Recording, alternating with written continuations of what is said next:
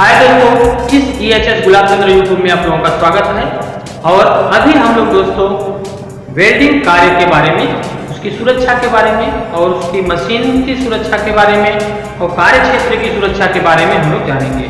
तो देखिए दोस्तों, जो है वेल्डिंग कार्य करने से पहले जो भी वेल्डिंग कार्य करने के लिए जाएगा उससे जो है वेल्डिंग कार्य के लिए पूर्ण रूप से जानकारी होना चाहिए कि उसमें जो है क्या खतरा होता है और कैसे बचा जाए, उसे उसके बारे में पूरा जानकारी होना चाहिए, उस कार्य के बारे में पूर्ण रूप से जानकारी होनी चाहिए। तो देखिए, जो वेल्डिंग कार्य करने के लिए जो व्यक्ति जाएगा उसे अपनी सुरक्षा तथा दूसरों की सुरक्षा के बारे में पूरा जानकारी होना चाहिए। जैसे कि वह कार्य करने के लिए जाएगा तो वह उसे क्या दिक्कत हो सकती है, कैसे उसके साथ में क्या क्या दुर्घटना हो सकती है, उससे बचने के उपाय। दूसरा, अगर आग लगता है तो आग को कैसे बुझाया जाए, फायर एक्सटिंग्विशर या फिर फायर होज रील या फायर को बुझाने के जो भी यंत्र है उनका उपयोग करने के बारे में उसे पूर्ण जानकारी होनी चाहिए। और जो है उस एरिया में बाकी जो व्यक्ति काम कर रहा है उसकी सुरक्षा के बारे में भी उसे पूर्ण जानकारी होनी चाहिए। वही व्यक्ति जो है वेल्डिंग कार्य करने के लिए सक्षम होता है, उसी व्यक्ति को कार्य करने के लिए लगाना चाहिए। दूसरा जो है, वेल्डिंग कार्य करने के लिए जाने से पहले हमें वेल्डिंग मशीन की पूर्ण रूप से जांच कर लेनी चाहिए। वेल्डिंग मशीन जो है कार्य करने के लिए फिट है अथवा नहीं। जैसे कि वेल्डिंग मशीन का बॉडी है, किसी प्रकार का डैमेज नहीं होना चाहिए उसमें। दूसरा जो है, वेल्डिंग मशीन का केबल जो है सही ढंग से उसका कनेक्शन होना चाहिए, उसमें केबल किसी प्रकार का जो है डैमेज नहीं होना चाहिए, केबल में ज्वाइंट नहीं होना चाहिए, जहां से सप्लाई लेंगे उसमें प्लग टॉप होना चाहिए। अगर जो है केबल कहीं पे ज्वाइंट है तो वहां पे जो है मेल फीमेल सॉकेट यूज करके हम उपयोग करेंगे। केबल में टेप लगाकर उसका ज्वाइंट हमको नहीं यूज करना है। वेल्डिंग मशीन का जो है बॉडी अर्थिंग होना जरूरी है, तो वेल्डिंग मशीन का बॉडी अर्थिंग होना चाहिए। दूसरा, केबल लीड्स है वह सही होना चाहिए, उसमें वह डैमेज नहीं होना चाहिए। लीड्स का जो लक्स है वह सही तरीके से फिट होना चाहिए, वह लूज फिटिंग नहीं होना चाहिए।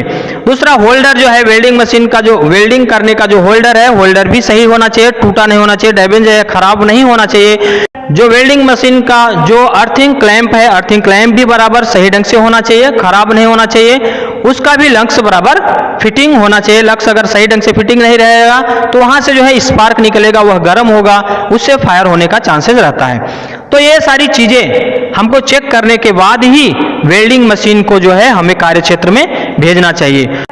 जहां पर कार्य करने के लिए जाएंगे तो वह एरिया ड्राई होना चाहिए, वहां पे पानी नहीं होना चाहिए। ऊपर से जहां पे वेल्डिंग मशीन रखेंगे वहां से ऊपर से कहीं से पानी न गिरे, तो ऐसे जगह पे हम कार्य को परफॉर्म करें, कार्य करने के लिए जाएंगे। दूसरा जो है, कार्य करने से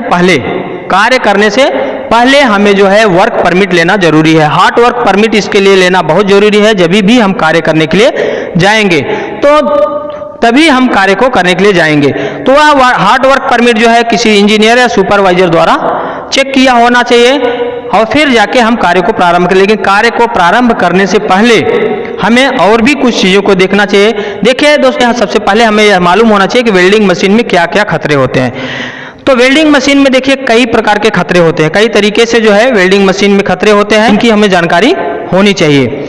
जैसे कि जो है स्पार्क निकलता है, हॉट मेटल्स होते हैं, वोल्टेज स्लैग्स निकलते हैं, इलेक्ट्रिकल शॉक लग सकता है, स्मोक जनरेट होता है, अब फ्लेमेबल मटेरियल उधर होते हैं। ये हमारे खतरे हैं, हमारे लिए खतरा है।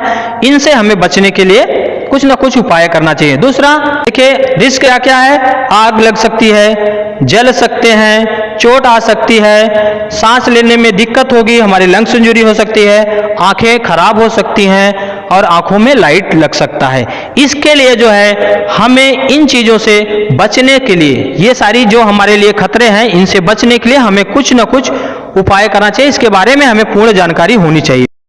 आग लगने के लिए क्या करेंगे, जहां पर हम वेल्डिंग का कार्य करेंगे तो वहां पे आग लगने से बचने के लिए हम क्या करेंगे, फायर ब्लैंकेट का यूज करेंगे। एक कि हमारा जो भी कार्य करते समय स्पार्क निकलेगा, मेल्ट होके स्लैग से जो निकलेगा वो नीचे नहीं गिरना चाहिए। बचने के लिए हमें कुछ ना कुछ फायर से बच सकते हैं। इसके बारे में हमें पूर्ण जानकारी होनी चाहिए। एरिया में कहीं पे भी काम कर रहे हैं या ऊंचाई पे कहीं पे भी काम कर रहे हैं तो वहां से कोई भी स्पार्क नीचे नहीं गिरना चाहिए, उसको हमको जगह पे प्रोटेक्ट करना चाहिए।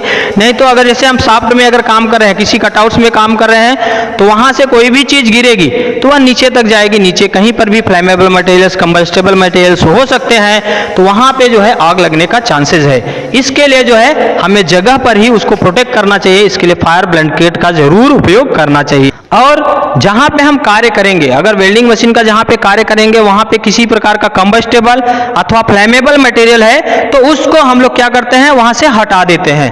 अगर हटा सकते हैं तो हटा देते हैं, अगर नहीं हटा सकते हैं तो उसको जो है फायर प्रूफ मटेरियल, जैसे या तो फायर ब्लैंकेट है या तो GI शीट है, किसी फायर प्रूफ मटेरियल से उसको ढक के रखते हैं, ताकि जो है अगर किसी वजह से गलती से भी अगर हमारा स्पार्क या मेल्ट होके कोई भी स्लैग्स अगर जाता है तो वहां पर न पहुंचे और हम आग लगने से बच सकते हैं। तो उसमें आग नहीं पकड़ेगा, अगर पहुंचेगा तो आग लग सकती है। इसके लिए कोशिश ज़्यादा यही करना चाहिए कि कंबस्टेबल अथवा फ्लेमेबल मटेरियल कोई है तो वहां से हटा दें। अगर नहीं हटा सकते तो उसको जो है फायर प्रूफ मटेरियल से प्रोटेक्ट करके रखना है। हम जल सकते हैं तो जलने से बचने के लिए हमें सेफ्टी शूज या फिर लेदर हैंड ग्लव्स और एप्रॉन का उपयोग करना चाहिए, जो कि हमारा PPE है उसका जो है हमें सही ढंग से इस्तेमाल करना चाहिए। तीसरा जो है चोट लग सकता है, चोट लगने से बचने के लिए हमें हैवी मटेरियल कोई है तो उसको हमें अकेले नहीं उठाना है, अकेले नहीं हैंडल करना है, उसमें किसी न किसी का साथ लेना है। दूसरा जो है हमें अपने हाथों को मटेरियल के बीच में नहीं आने देना है, पैर के ऊपर मटेरियल गिरने से हमको बचाना है, मतलब सही तरीके से हमको मटेरियल को हैंडल करना है, तो तभी जाके हम चोट लगने से बच सकते हैं।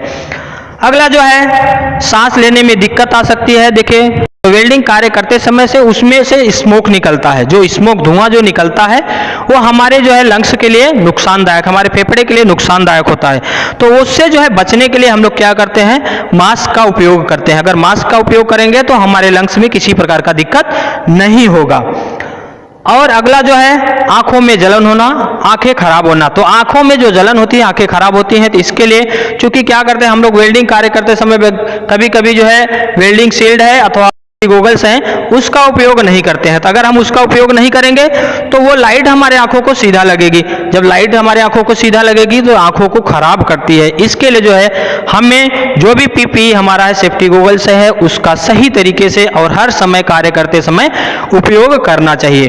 तो इस प्रकार से हमारे जो खतरे हैं, खतरों को से हम बच सकते हैं और खतरों को टाल सकते हैं।